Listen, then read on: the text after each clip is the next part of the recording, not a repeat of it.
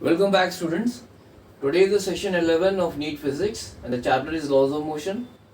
And today I have taken two questions from the previous NEET examinations. एक question मैंने board पे लिखा हुआ है and the question is a spring of spring constant K is cut into three pieces in the ratio of 1:2:3. The new spring constant of the cut springs when connected in series is K dash and when it is connected in parallel it is K double dash. और हमें ratio निकालना है K dash divide by K double dash का. ये चार option दिए हैं, 1:6 है, 1:9, 1:11 एंड 1:4. तो यहाँ पे मैंने ऑलरेडी लिखा हुआ है कि जो ओरिजिनल जो स्प्रिंग है उसका स्प्रिंग कांस्टेंट दिया हुआ है K है. अब हमने इसको तीन पीसेस में काटा है जिसका दी ratio of their length is 1:2:3. ठीक है, ratio of length of cut spring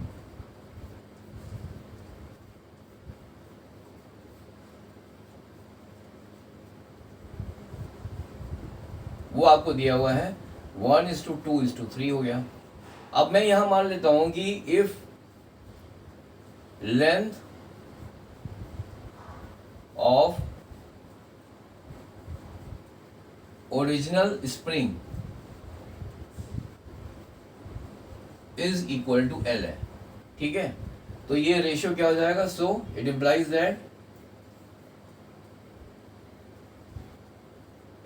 that length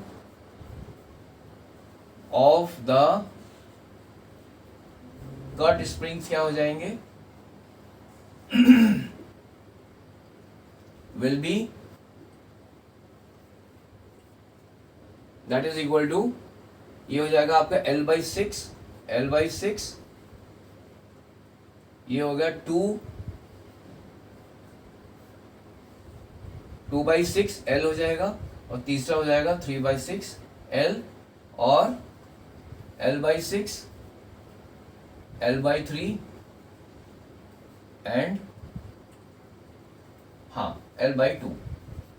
ठीक है, ये आपके if the length of the original spring is L then the length of the cut spring हो जाएंगे आपके, ये जो स्मॉलेस्ट है उसकी लेंथ हो जाएगी आपके L/6 है, ये वाले का हो जाएगा L/3 और जो सबसे बड़ी स्प्रिंग है उसकी लेंथ हो जाएगी L/2. ठीक है, अब हमको ये भी पता है जो स्प्रिंग फोर्स होता है F is equal to minus K into x, where K जो है आपको पता है this is the spring constant है. तो इट इम्प्लाइज दैट K क्या है? K is equal to minus F/x हो जाएगा. और हम ये कह सकते हैं कि स्प्रिंग कांस्टेंट जो है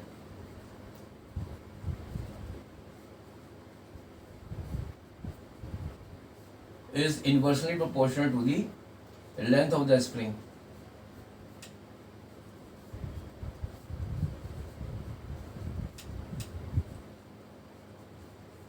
ठीक है, ये हो गया.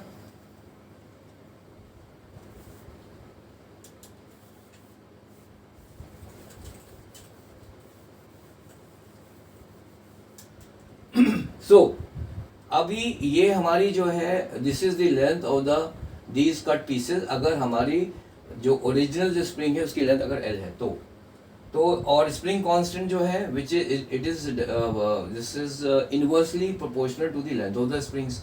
सो हमारा स्प्रिंग कांस्टेंट का इनका क्या रेशियो होगा? सो दी अगर मैं कहता हूं दैट इज रेशियो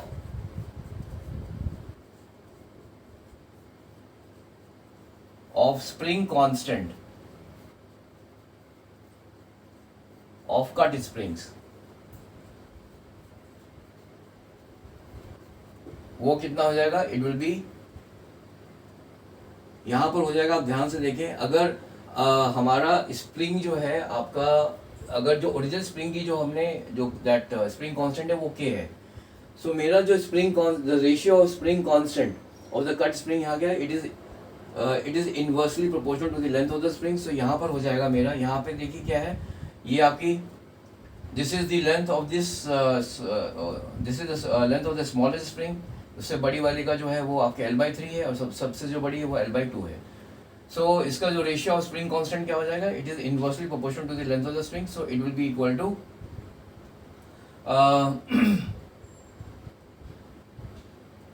ये हो जाएगा 1 divided by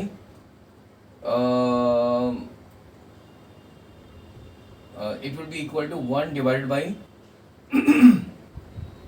1 divided by L by 6, so it will be equal to 6 by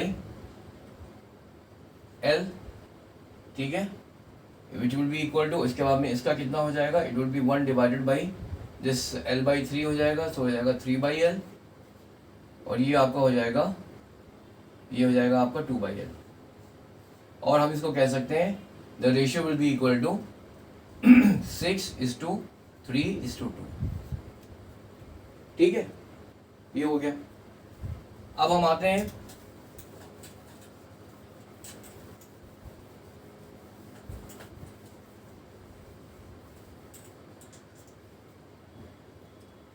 ठीक है, ये हो गया। इसका मतलब क्या हुआ कि द स्प्रिंग कांस्टेंट हमारे spring constant of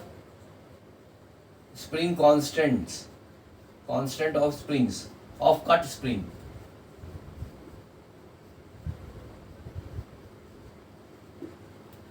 are 6 by 6 plus 3 9, that is it will be equal to 6 by 11 k, where k is the spring constant of the original spring। इसका क्या हो जाएगा, दो ये जो दिस सेकेंड वन का ये हो जाएगा आपका 3 by 11 k and 2 by 11 k। ये स्प्रिंग कांस्टेंट सबसे जो छोटी स्प्रिंग है उससे बड़ी वाले का 3 by 11 के एंड सबसे जो बड़ी है उसका 2 by 11 के हो गया। ये हो गया मेरा स्प्रिंग कांस्टेंट है ऑफ द कट स्प्रिंग्स, ठीक है। अब हम आते हैं, हमको ये बताया गया है यहाँ पे जो लिखा है क्वेश्चन में कि when they are connected in series उनका स्प्रिंग कांस्टेंट है k डैश। सीरीज में, इन सीरीज, ये आपको पता होना चाहिए कि the new spring constant, that is k dash in series the new spring constant यहाँ पे जो दिया हुआ that is given by as k dash, this will be equal to, we will be given by 1 by k dash divided by the spring constant of this one plus 1 divided by the spring constant of this one plus 1 divided by the spring constant, तो ये 1 divided by the spring constant of this one, so this will be equal to 1 divided by 6 k by 11, ये हो जाएगा 11 by 6 k plus ये हो जाएगा आपका 1 divided by 3 k by 11, so 11 by 3 k, और ये हो जाएगा आपका 11 by 2 k, ठीक है। सो हम इसको लिख सकते हैं क्या, इसको हम 11 जो है वो कॉमन ले लेंगे और इसका एलसीएम हो जाएगा आपका 6k। जब 6k एलसीएम हो जाएगा तो ये हमने 11 तो ऑलरेडी कॉमन ले लिया है, तो ये हो जाएगा आपका 1 plus 2 plus 3, that is 6, ठीक है।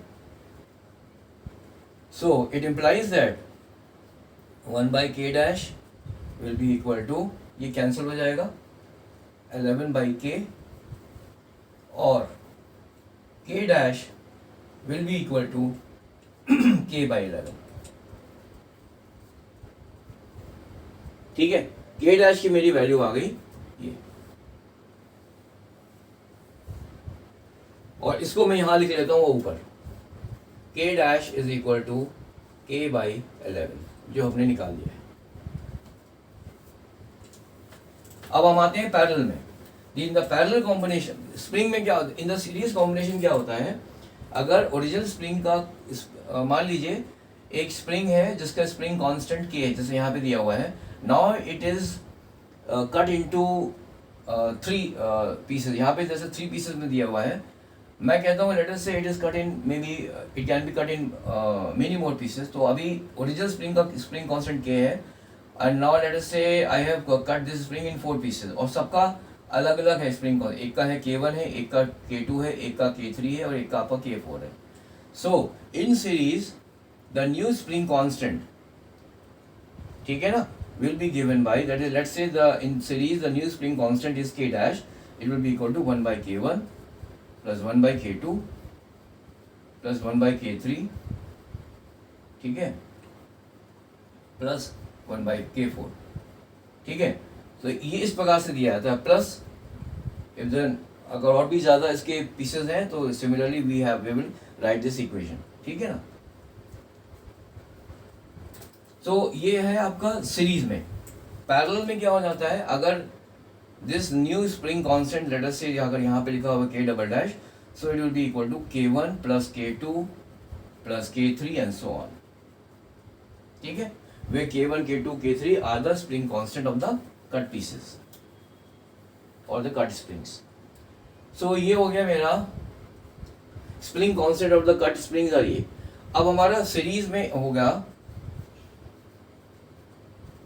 In series 1 by k dash will be equal to 1 by this spring constant। so ये हो जाएगा आपका जो अभी लिखा था हमने, that is equal to 1 divided by 6k by 11, 11 ऊपर आ जाएगा, 6k नीचे हो गया, plus 11 divided by 3k plus 11 divided by 2k। so ये हो जाएगा आपका 11 कॉमन ले लेंगे एंड फाइनली एलसीएम 6k कर देंगे, ब्रैकेट में आपका आ जाएगा 1 plus 2 plus 3 that is equal to 6। ये 6 कैंसिल हो जाएगा। सो इट इम्प्लाइज दैट ये ऑलरेडी जो मैंने यहाँ पे लिख लिया है which is that is k dash will be equal to 1 by k dash is equal to 11 by k, so k dash will be equal to k by 11, ठीक है। ये हो गया। अब आता है ये तो सीरीज में हुआ, पैरेलल में क्या होगा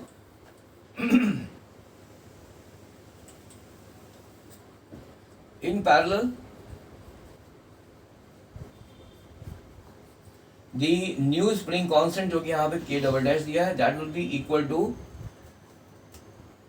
k1 plus k2 plus k3 where k1 k2 k3 are the spring constant of the cut spring। तो यहाँ पर हो जाएगा 6k by 11 plus 3k by 11 plus 2k by 11, ये हो जाएगा आपका 6 plus 3 11 k by 11।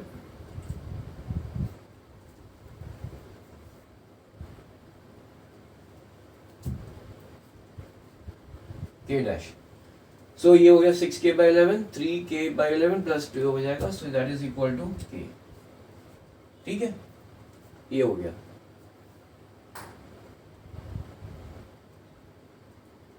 So k dash is equal to k आ गया। सो अगर हम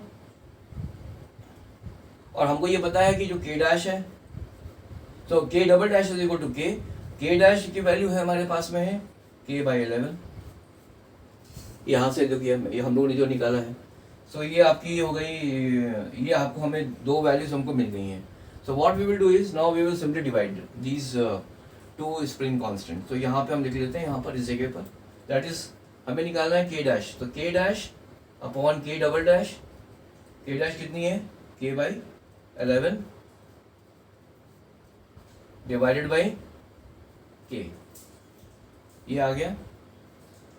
सो इसको जो है मैं अगर सॉल्व करता हूँ इस इक्वेशन को यहाँ पर, तो ये हम यहाँ पे इसको हम लिख सकते हैं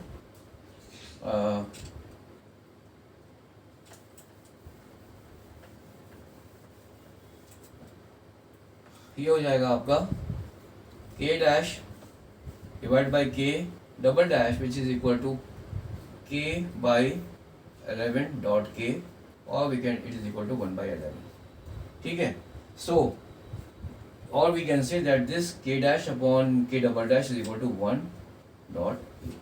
सो the correct answer is C, that is 1:11। So this is how you have to solve this equation. I have tried to explain this question step by step, इसीलिए इस क्वेश्चन को सॉल्व करने में थोड़ा सा टाइम लगा है। तो फर्स्ट थिंग मैंने क्या किया कि first thing I have found the value of the spring constants of these three springs by assuming the length of the original spring as L, ठीक है। L मान के हमने फिर मैंने इन तीनों springs का जो spring constant है वो निकाला। इसके बाद में फिर मैंने उनका जो है ये यहाँ पे लिखा है दिस इसका फिर मैंने रेशियो निकाला, that is ratio of spring constant of the cut spring, वो निकाला मैंने, ठीक है। वो ने हम लोगों ने यहाँ पे निकाल लिया, दैट इज इक्वल टू 6:3:2 हो गया।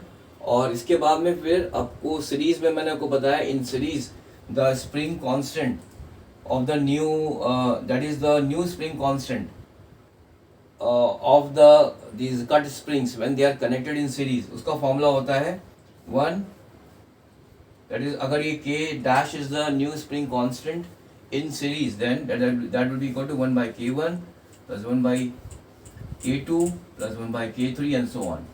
ठीक है, ये तो आपका होता है सीरीज में जब कनेक्ट कर देते हैं हम कट स्प्रिंग्स को. और अगर पैरेलल में करेंगे तो ये हमारा फॉर्मूला हो जाता है, मान लो the new spring constant in the parallel combination is equal to, ये हो जाएगा k डबल डैश है, that's equal to k1 plus k2 plus k3 and so on. ठीक है, ऐसे ये आपका पैरेलल में है. ठीक है, तो उससे हमने we had using these two formulas we have calculated the spring constant in the series and in the parallel, और करने के बाद में we finally got the answer of this ratio, that is k dash divided by the, that is k dash and k double dash का जो ratio है वो आ गया मेरा 1:11. ठीक है ना.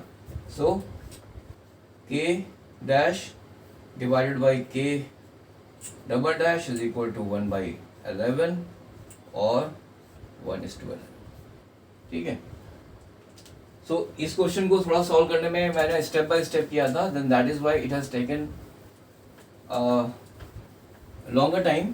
अदरवाइज इसको सॉल्व अगर आपको कॉन्सेप्ट्स क्लियर है तो it will not take more than a couple of minutes. ठीक है, now I am just coming up to the, I am just going to solve the another question, that is the question number 2.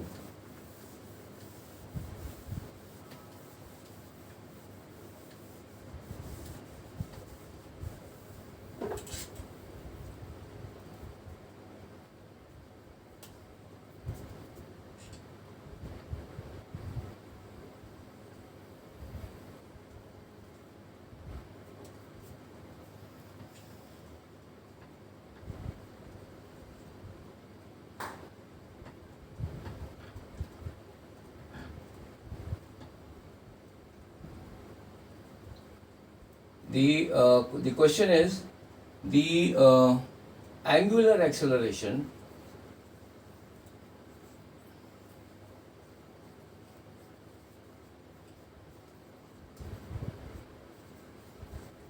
of a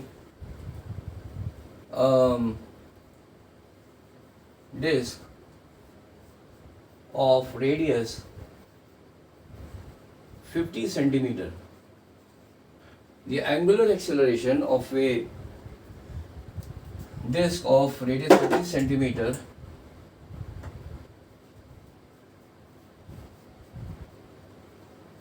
revolving in a plane perpendicular to the axis of rotation is 2 radians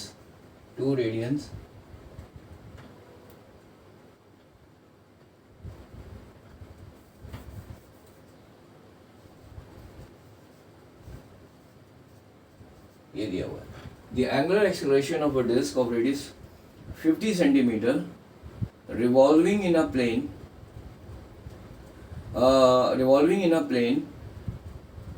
perpendicular to the axis of rotation is 2 radians per second square.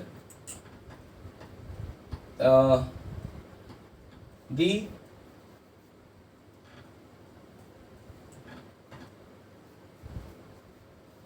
net acceleration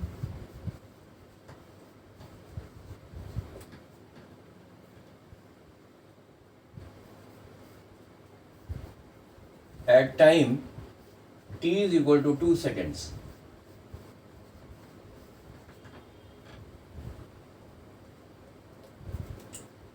The net acceleration at time is equal to 2 seconds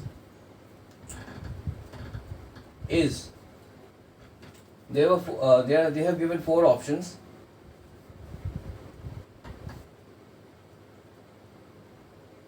C and D. यहाँ पे लिखा हुआ है this is the net acceleration, the net approximate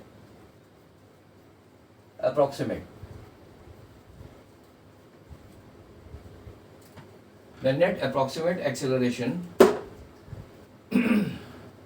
of this disk at time is equal to 2 seconds is 6 meter per second square, 7 meter per second square, 8 meter per second square and 9 meter per second square. ये चार options हैं. इन चार option में से एक option आपका ठीक होगा. सो अब इसमें यहाँ दिया हुआ है एंगुलर एक्सेलरेशन जो है डिस्क का वो है अल्फा, हम ले लेते हैं. That is alpha is equal to, दिया हुआ है that is equal to 2 radians per second square. ठीक है. So at time is equal to 2 seconds. अच्छा, no this angular acceleration is equal to angular velocity upon time. ठीक है. It implies that angular velocity will be equal to alpha into T. So it implies that angular velocity at t is equal to 2 seconds. ठीक है ना. At t is equal to 2 seconds will be equal to alpha दिया हुआ है 2 time 2 है, ये हो गया आपका 4 रेडियन पर सेकेंड. ठीक है. ये आपको ओमेगा की वैल्यू आ गई. अब आता है हमारा, हमें निकालना है नेट एक्सेलरेशन. नेट एक्सेलरेशन का जो फॉर्मूला है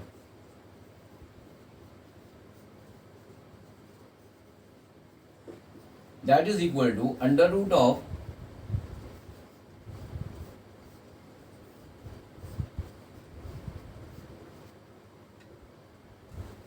ये आपका this is the centripetal acceleration. AC जो है यहाँ पर AC is equal to centripetal acceleration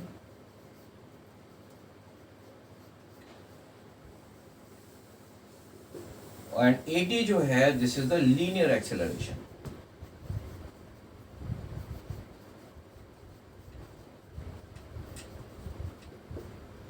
ठीक है. सो अब हमें यहां पर दो चीजें निकालनी है. The net acceleration is equal to under root of this centripetal acceleration का whole square plus linear acceleration का होल स्क्वायर. तो अब हमको ये दो चीजें निकालनी है, AC एंड AT. इसकी वैल्यू हमें निकालनी है. सो यहां पर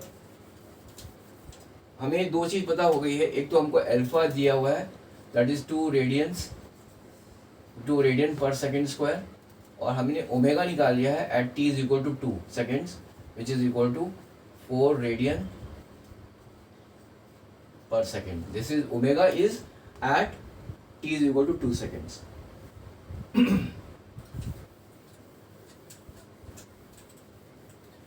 सो नाउ सेंट्रीपिटल एक्सेलरेशन क्या होता है? AC.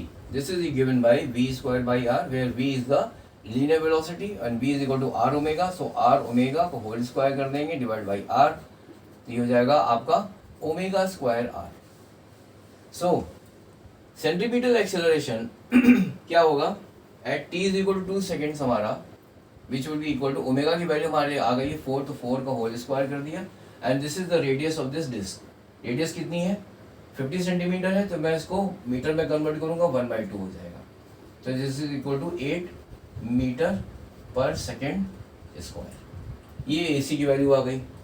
Now AT linear acceleration क्या है? हमको ये पता है कि AT linear acceleration will be equal to, sorry, we know that V is equal to r omega. ठीक है.